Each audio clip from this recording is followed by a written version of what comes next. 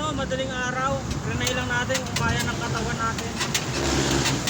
Kaya naman kasi sa gabi, hindi naman tayo masyadong nakakatulog. Kaya okay itong ganitong trabaho na panggabi. Actually, hindi ko na siya tinuturing na trabaho. Tinuturing ko na siya ng larangan.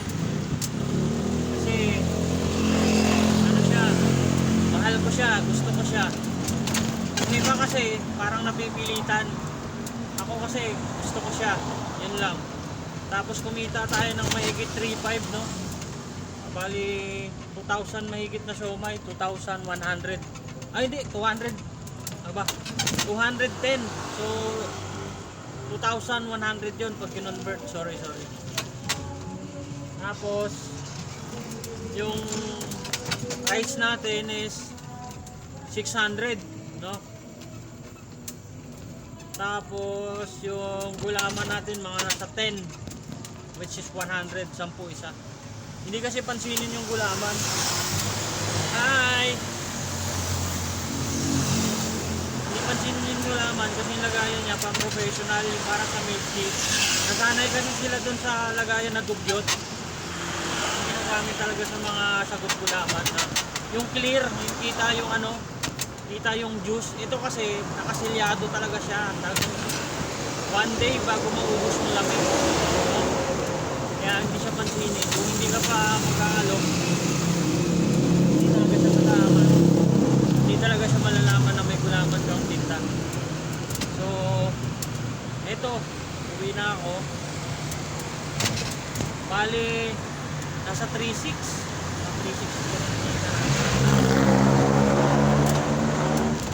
At syempre, dinala natin yung basura natin. No? Pakita ko sa inyo, ayun nasa dulo. Ayun, sa gilid, yung kulay dilaw. Yan yung basura natin. So, nagbigay rin tayo ng 50 para linisin yung bakuran doon sa gilid. Dahil syempre, pakikitungo yun. Bilang isang vendor, kasama naman talaga yun yung pakikitungo. Binigyan natin yung tagalinis doon ng 50. Actually, 200 yun. So, apat kami nag-ati-ati. 50. Kasi linisin.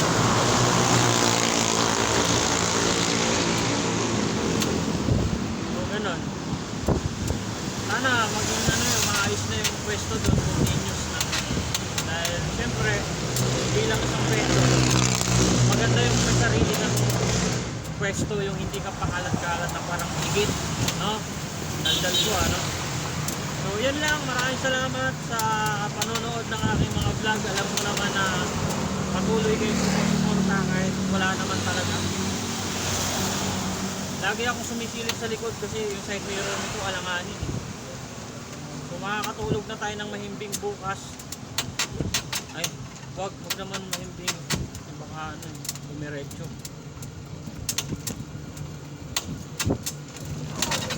Maraming salamat at more power to all. God bless and thank you. I love you. Momo. Sup.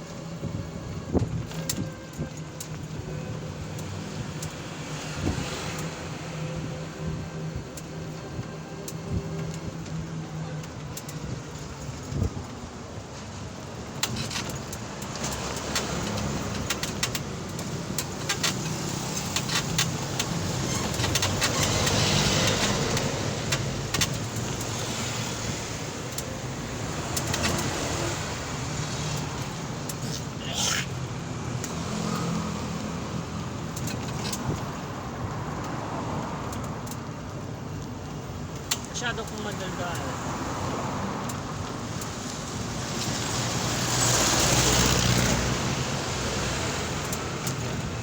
Okay na yung ganito.